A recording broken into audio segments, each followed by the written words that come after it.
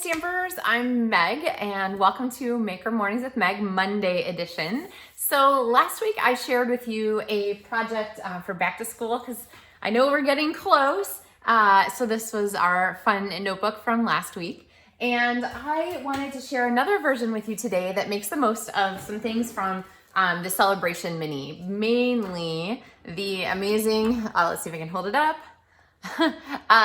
Delicate Dahlias stamp set and the absolutely beautiful hand-penned coordinating paper, the beautifully penned designer series paper, which is black and white grayscale. And yes, my top is black and white to go with it. So I thought we would grab one of those notebooks again. And remember when I shared this project last time, I told you that yes, the front is great, but the back is also great with this chipboard look to it. But today we're gonna go ahead and use the actual front of the notebook. So I think you guys will like this.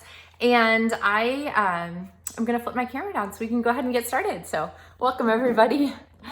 All right, so we have here, there we go, our notebook. And like I said before, when you're trying to pick notebooks out at the store, I usually try to pick one that has a solid border that is a color that is going to fit my color scheme. So for example, this one is just black, which goes with lots and lots of things, including our grayscale. So you're gonna go ahead and measure your notebook. And I measure from just a little bit, maybe like 1/8 of an inch or a little less inside the ring to the little bit outside the edge here. So everybody's notebooks are gonna vary. And I found that for mine, the size is 7.5 inches wide, and then this is a 6-inch piece of paper. So then I'm gonna complement this here down at the bottom with another piece. So these are from that beautifully penned, and honestly, you can mix and match. There is no wrong answer to this. So I'm gonna use my multi-purpose liquid glue and tap it down to the bottom and, well, what I like to think of as the bottom, I guess. And you could also use your Seal Plus for this. You just want a really nice strong bond that's gonna hold that down and onto your notebook, because this is something that you wanna use. Somebody, I think Margie said last week, she wouldn't use it, she would just save it because it was so beautiful. Use your notebook. It's a good excuse to make more. These make excellent teacher gifts. They make fun gifts for back to school, for any age student. Everybody uses notebooks, so go ahead and figure out who could receive one of these, or use them yourself just for notes or things like that. So, okay, so I'm gonna put these together. You'll notice there's a spot in the middle. That's okay, because I really wanted to break up the grayscale here by adding some contrast. And so for our contrast element, I'm going to grab a strip of the white paper here. Sorry, I'm gonna straighten you guys out a little. There we go. A little strip of the white paper there. And so that I'm going to put across there. And just to make life easy, I think I'm going to use my Seal Plus on this part. So I've got that, and I'm going to pop this there at the interface. And that really, makes the difference. Hey, did you guys see what I did there? When it stuck to the wrong place, I didn't peel back like this because that would bend the paper. What I did was I twisted it and pulled it, so that way the adhesive would shear instead of damaging my paper. So there's a trick for you. Keep that in mind, super handy. Okay, so we have our main notebook stuff here. The panel that I wanna use for our front, I thought about using a panel of basic white on here, but then I thought about it and I decided that a piece of Smoky slate might be just what I needed to kind of keep this monochromatic grayscale kind of theme going.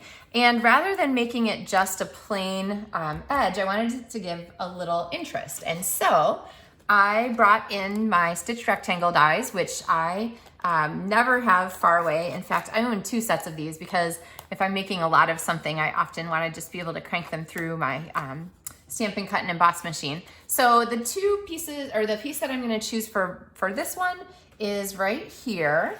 And let's see, I have one, I think, there we go, cut out already. And you can see the subtle edge that it adds to the paper. I just love the way that little subtle edge adds an extra design. So that is gonna be on our notebook here as a design element. And if I was making a whole bunch of these, I would keep my dies handy. This is just a 5x7 photo frame from the dollar store and a piece of magnet. The cheapest place to get your magnet is go to the hardware store and buy vent covers. They're like a magnetic vent cover that you could use to cover vents in your house. And so you can cut up a piece of that and stick it on here and then have your die ready to go. So then I just keep these by my machine and I have them easy to grab and stuff. So perfect for classes and things like that. All right, so let's move our notebook a little bit out of the way because I want to bring our stamp set in here. So this is a giant stamp set. It is in the SALE-a-bration booklet. And it is one of the ones that you can pick with, you use up 2 of your credits basically because it's free with a $100 purchase. But there are lots of different ways you can use it. You can cut them out. This is fussy cut if you're curious. Or you can use them not cut out or partial cut out and partial not cut out. Lots of good possibilities. So I'm gonna show you one here and I'm not gonna cut out my big dahlia. So there is a photoreal background and then a line image that can go over it. So there really is no end to ways that you can use this. And I meant to pull some cards for you earlier. There's no end to ways that you can use this. You can use the lines over it. You can choose to skip the lines. There are lots of possibilities here. Like I said, here's a couple ideas for you. So this was a card by Leanne Greff, and she went ahead and used the small ones and cut them out. So that blossom is here from this paper too. And then she did some sponging to have some multicolor in the background. You guys know I love this technique. This card is by Jan McClurg, and she used the triple time stamping, which is great with a dahlia. So, and she just chose to use the outline. And then this one kind of shows you both. And this card is by, let's see, Susan Elise Morton. And she used both the detailed stamp and the outline, but not together. So I'm going to show you yet another way to use these. And it's going to feature the outline and the background. So, all right. Here's a hint for you when you're using these. What I did when I took these off, let's see, I'm gonna clean it so I don't get super inky fingers when I show you this tip. When I took these off the first time, I paid attention to the orientation on them so that they were facing the correct, right side up direction. And what I did was I actually took a Sharpie and I wrote gasp on the back of my stamp. I just put a T where the top is gonna be, okay? And I did that because then it makes it so much easier to line these two up when you stamp them. And I'll show you how I use that. So, okay, so I'm gonna use my Smoky Slate here, which is gonna be a great match for our notebook. And let's see, Smoky Slate for the bottom. Now you might play with this and decide if you like a stamped off look, like stamp on scratch paper first, or if you like the full strength look. I think I'm gonna go with full strength because we're gonna do, here's a sneak peek. We're gonna do something else to this after we're done. So, all right, so now I've got my T sort of towards the top here, and I'm going to go ahead and stamp once, okay? And you can see this photoreal and how pretty it is. As I am inking my stamp, I'm just looking at it to make sure it is inked the way I want it before I stamp there on my paper. And now when I bring in my outline stamp, I also have a coordinating T that's gonna go there towards the top side, which means that I am way ahead of the game when it goes to trying to line these up. So I know that there's that little set of 3 flowers there, and what I'm gonna do is get those set. So what I do is I line up here, and then I look down at the bottom and turn against the bottom until I have things relatively lined up, okay? And I like to do the outlines first. There you go, on this. This is a great stamp to use with a Stamparatus so that you can get that stuff easily lined up. And again, I know because of my little T that I've got that relatively lined up to begin with. And there we have our second one, okay? So the flower is the trickiest one to line up. The leaves are pretty simple. So I'm gonna go ahead and pop a couple of these on here. and then use my Memento black to stamp the details over them. So I find it easiest to stamp the inside first and then put the outline on, but really you can do whatever works best for you. Now, here is the cool part that I wanted to show you.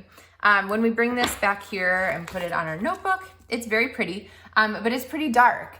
And so I wanted to give it a little more highlighting. So inside this set of watercolor pencils is one that is white, okay? And this white pencil is absolutely fabulous. This is assortment number 1, if you're not sure, is absolutely fabulous. I'm gonna use it to add some watercolor lightness to our stamped piece. So I'm adding highlights. Now, how do I decide where to put the highlights? I put them where Stampin' Up! Artists tell me.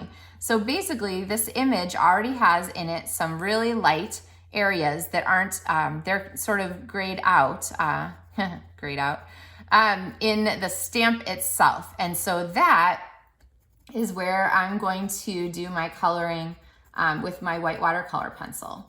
And so basically Stampin' Up's already said, hey, here's where the highlights are on the blooms. So go ahead and use that information. You don't have to recreate the wheel, okay? Now you can just leave it like that. You can see kind of like here isn't highlighted and here is. So I'll go ahead and add a little more. You can see kind of what a nice crisp difference it makes in bringing the highlights up and having the lowlights show more.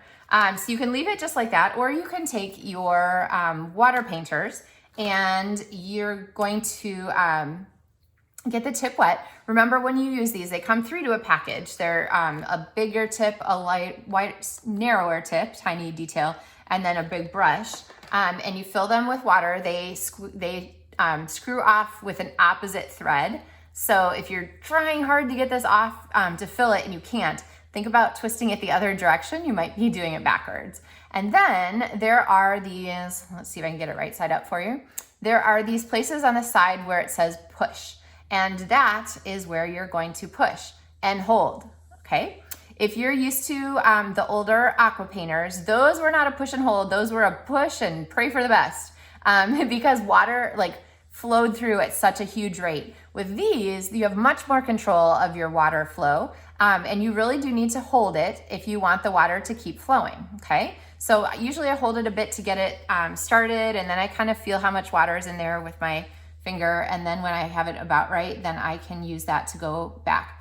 And watercolor pencils are watercolor pigment in a stick, and so I'm going to use this to go back and just lightly add some water to those areas, and you can see that white really thins out a little bit and thickens even a little bit in some places, so it gives you some great color variation as you go. Now remember that the Smoky Slate ink pad that we used is water soluble, so as is Memento. So you don't want to color forever on this because you're going to start to pick up some of that ink, but I think that's gonna kind of got us a good set there. And now you can kind of see some things that are lighter than the cardstock and some things that are darker than the cardstock. So a really fun bonus there. Now, for our focal point on here, I wanted to give it a little bit more oomph. So I'm gonna bring in some of the silver foil specialty paper. So these are the foil sheets from the holiday catalog, the July through December catalog. And I actually really like any of these. So if you are a purple fan, the sort of purplish tint version of this really brings out some pretty tones. There's sort of a lighter, they're not really, they're kind of slate colored, but they have a little purple feel to them. But there's also one in here that's true silver. And I think we're gonna go with true silver here on our notebook. The purples are pretty though, think about that. So I have a piece here that is a little bit wider than my rectangle, and I'm gonna pop this just here under the bottom edge. And so what that's gonna do is it's gonna emphasize the bottom for us without being a huge giant piece of that paper. So, all right, so now we need an embellishment and a greeting, right? So the greetings in this set are very nice. Oh, so happy for you. Thank you kindly. You inspire me. That could be a good notebook cover. Sending heartfelt sympathy. So really elegant greetings. But I wanted to bring something that would be good for sort of a gift idea or back to school. And so I pulled out Enjoy the Moment, which has a typeface, a font that's really great for this selection of papers. And I like this one right here. Friendship is found in simple things, which is perfect, right? We have a simple notebook. We have simple coloring. We have a simple color scheme. So I have this stamp here, and I'm gonna go and ink this up and stamp it on a piece of basic white. And then, because I want to echo colors and echo shapes and so forth again and again, like we've echoed our grays, we've echoed our whites here, so I want this to really stand out. I also want this stitched rectangle to echo. So this is from the stitched rectangle dies, and I'm going to go ahead and pop this one on here. Go ahead and cut this out, and through the magic of television, here I have one that will fit on our notebook. So we can put that maybe there. And then I feel like it needs kind of an embellishment to go with it. So I'm gonna bring back in a piece of the Smoky Slate cardstock, and I'm gonna use the last stamp here in this set, which is, well, actually there's a little leaf I'm not using. The Dahlia set really does have a lot of great pieces in it. And so I'm gonna go ahead and stamp, that's a little further off than I wanted. So let's go ahead and try it one more time. Oh, I guess I'm trying it in the other order this time. Oh, maybe I do like okay, maybe I do like doing the outline first on this one. Honestly, it varies from stamp set to stamp set. So I recommend that you try it and decide which one you like best. Different stamp sets, I like one way versus the other. In other words, sometimes I stamp the outline first, and sometimes I find it easiest to stamp the fill first. Okay, so I'm just gonna fussy cut this really quickly here and pop this on. So let's see. I'm gonna turn it this way so I can see. I think I want it this way. There we go. Okay, so on this side, and I'm gonna pop this down here, and this is gonna go on the edge. But what I want to do is add one more little embellishment to this, and that embellishment is going to be the black and white cording. So this is actually from the Playful Pets cord. It comes this color, the black and white, and red together.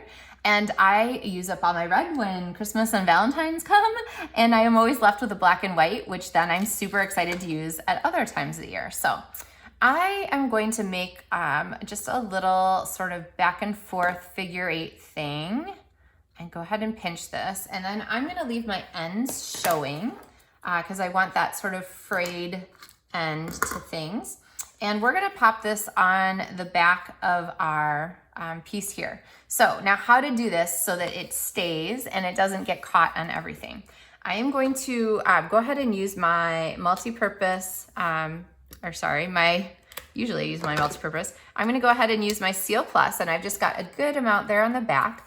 And I'm going to press this down here on my ribbon. So we have it just like that, okay? Now, this is gonna go kind of like this across here. So let me go ahead and start gluing some things down. Kind of like I talked about last week. If you didn't see last week's notebook project, you can go back and check that. What I like to do is go ahead and stick things flat mostly for notebooks because things that are dimensional get popped off when they're, when the notebook gets used. And you want to use your notebooks. So, all right, so I'm going to go ahead and use the Seal Plus for this. And I'm going to pop some on here. You could put a little more if you wanted. Let's see, I think I like that there. And then our flower to add here. So I have Seal Plus out here at the edges. I might put just a little bit more here at that edge. So we've got it covered. And then I want to make sure that our ribbon stays where we're putting it. And since it's just a little bit dimensional, I'm going to go ahead and use my tear tape.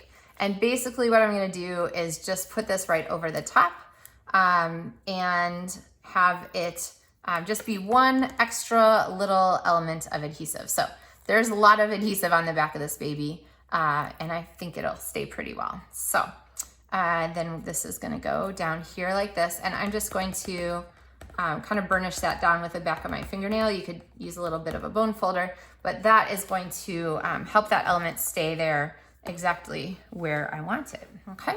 So there is our notebook, really simple kind of treatment. If you wanted to use a punch of color, my go-to for black and white is always to add some pink. So you could jump in there and add pink for your flowers.